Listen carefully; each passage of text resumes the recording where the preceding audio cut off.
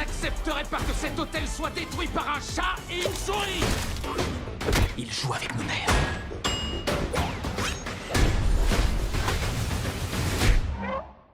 Je crois que je n'ai pas trop mal réussi. Ah oui. Salut tout le monde.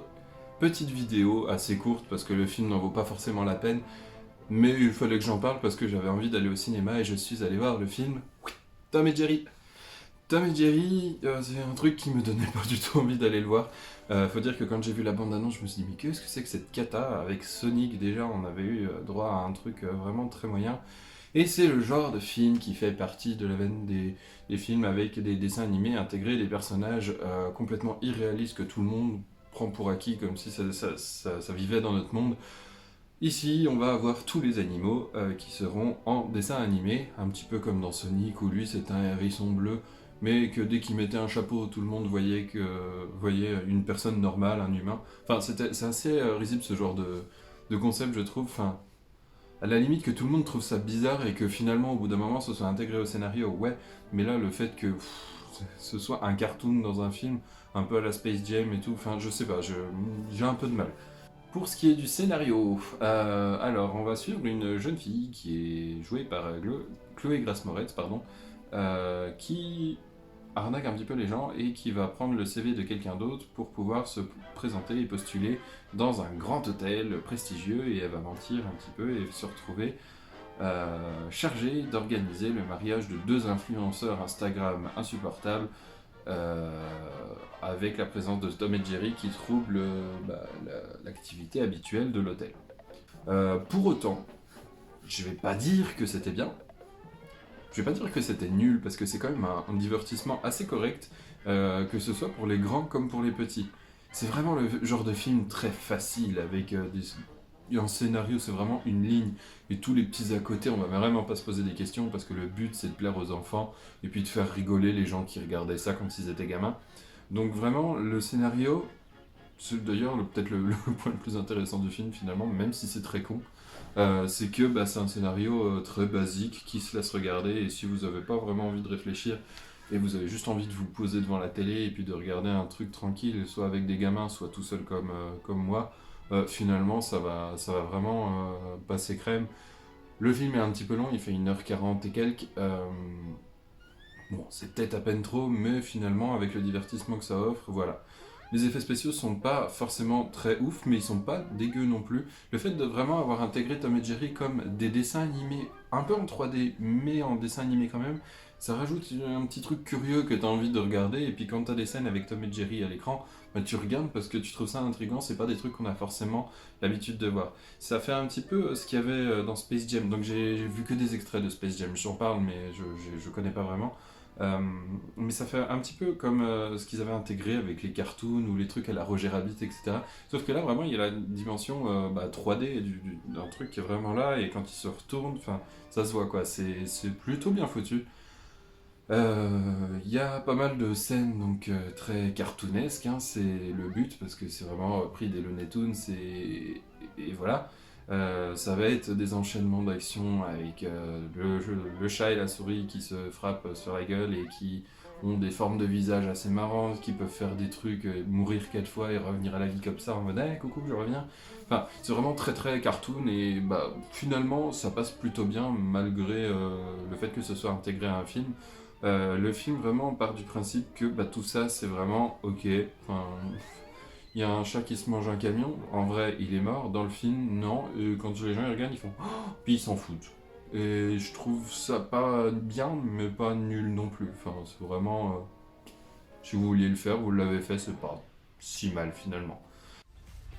Nous pouvons appeler un dératiseur ou exploiter l'héritage de millions d'années d'évolution de grands prédateurs.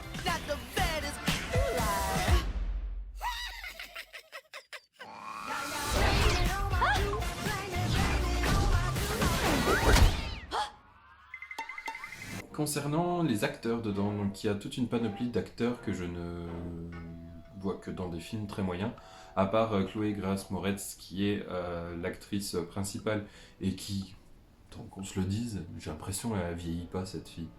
Enfin, depuis Kick-Ass, pas énorme des différences, je trouve. Enfin, c'est assez ouf. Je l'ai vu dans Carrie, je l'ai vu dans plein de trucs et j'ai vraiment pas l'impression qu'elle vieillisse, cette fille. Bref, aparté fait. Elle est toujours assez bonne dans ce qu'elle fait. C'est très correct. Bon, là, elle est vraiment en roue libre, elle fait vraiment ce qu'elle veut. Elle exagère. Un petit peu à la manière des cartoons, vraiment, à faire des grands gestes, à avoir des émotions très marquées et faire des trucs dans la vie qui ne passent nulle part, à part dans un film comme ça. Mais finalement, ça passe plutôt bien. Pour tout ce qui est des autres acteurs, au casting, on a... comment il s'appelle ? Michael Peña. Qui joue dans toute une flopée de films très moyens comme ça. Il a joué par exemple dans Nightmare Island avec le film de Blumhouse là. Il joue vraiment un mec excentrique et vraiment sur sa tête on voit que c'est un acteur vraiment de téléfilm presque. Il avait joué je crois dans Dora l'exploratrice, il a joué, il a pas des rôles quand même très My Little Pony. Il a pas des rôles vraiment très marquants ce monsieur et à chaque fois que je le vois dans une bande-annonce je me dis fait chier. Sinon dans les autres acteurs il y en a pas énormément de connus mais pareil Ken Jeong. Lui on le voit dans pas mal de trucs. Alors je vais vous dire les films. On l'a vu déjà dans Very Bad Trip, c'est le chinois là qui court à poil et qui fait des histoires. On l'a vu dans Avengers apparemment. Bon, j'arrive pas forcément à voir dans quoi il a joué exactement. Il a joué dans Zookeeper, dans Chair de Poule 2, c'est le chinois qui met des décorations trop bizarres. C'est vraiment un acteur qui se retrouve dans des situations à chaque fois et dans des rôles et dans des trucs qui valent vraiment pas la peine d'être joués, quoi. Enfin, c'est lui et puis le latino là dont j'ai parlé juste avant. Dès qu'on les voit, on fait oui, bon, ça va pas être un film très ouf. Mais bon, après, le casting dans le film est pas.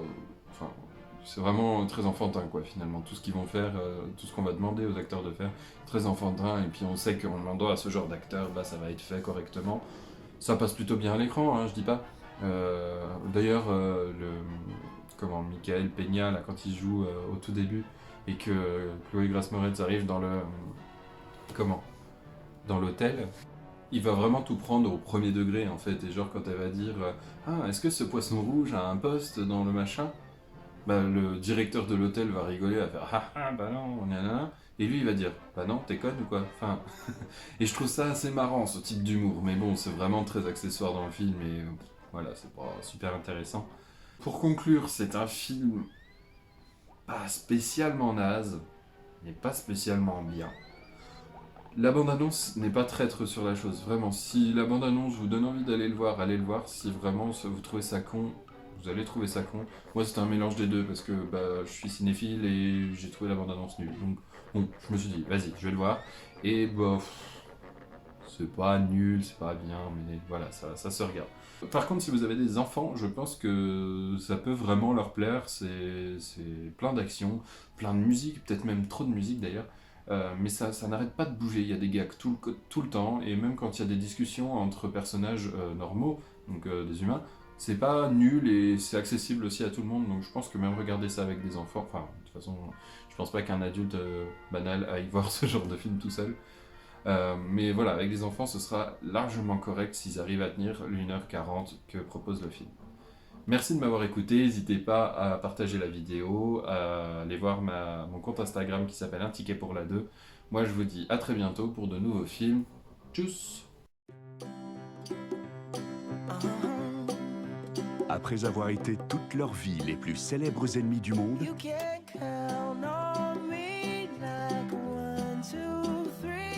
Tom et Jerry sont sur le point de prendre un nouveau départ